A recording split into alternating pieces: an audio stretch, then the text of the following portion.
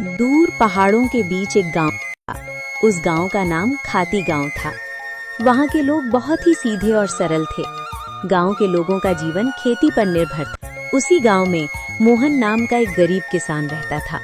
मोहन के परिवार में उसकी बूढ़ी माँ सरस्वती देवी, उसकी पत्नी विमला और उसका 5 साल का बेटा दीपक था। मोहन के पास थोड़ी सी जमीन थी जिसमें वो खेती करके अपने परिवार का पालन पोषण करता था। उगता हुआ सूरज दुनिया के लिए रोशनी लाता है, पर मोहन के लिए ये सिर्फ एक और दिन की जद्दोजहद लेकर आता है।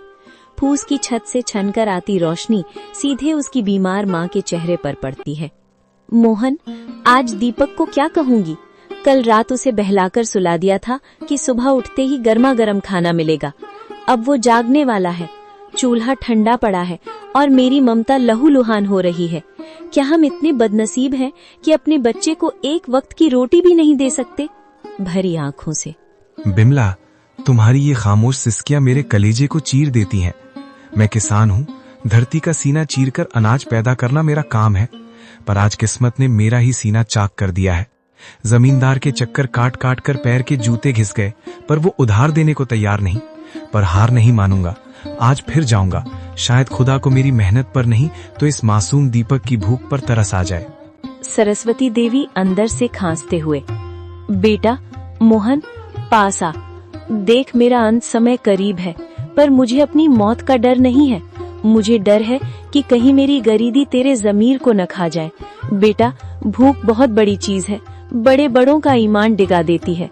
पर तू वादा कर, चाहे पेट पीठ से सट जाए पर कभी किसी का बुरा नहीं करेगा। भगवान की लाठी बेआवाज होती है पर चोट गहरी करती है। माँ, आपके संस्कार ही मेरी पूंजी है। मैं खाली हाथ लौट सकता हूँ, पर कलंकित हाथ लेकर इस घर में कदम नहीं रखूंगा।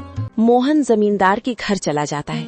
नंगे पांव, फटी हुई कमीज और आंखों में उम्मीद की आखिरी चमक लिए मोहन जमींदार की हवेली के बाहर खड़ा है।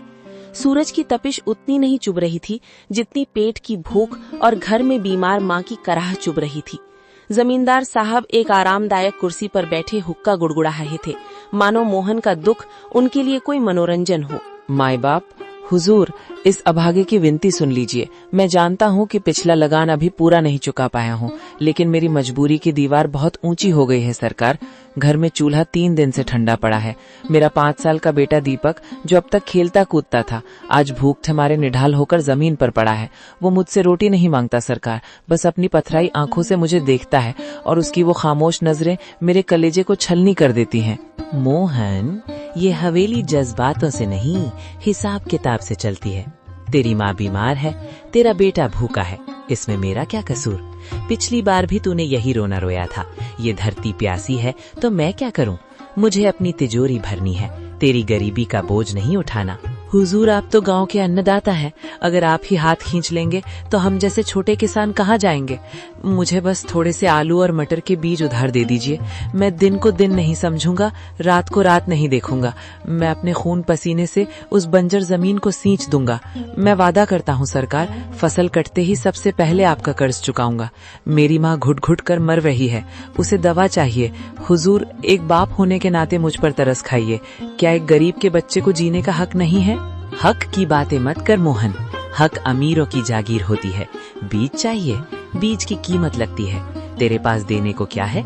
वो 2 बीघा जमीन जो पहले ही गिरवी है। जा, यहाँ से दफा हो जा। अपनी इन भीगी आंखों से मुझे पिघलाने की कोशिश मत कर। जब तक पिछला हिसाब बराबर नहीं होता, तुझे एक दाना भी उधार नहीं मिलेगा। हुजूर, आज आप मुझे यहाँ से खाली हाथ भेज रहे हैं, पर याद रखिएगा, गरीब की आह बहुत गहरी होती है। मैं अपनी मेहनत बेचने आया था, अपनी खुददारी नहीं। अगर खुदा ने चाहा तो मेरी मिट्टी भी सोना उगलेगी।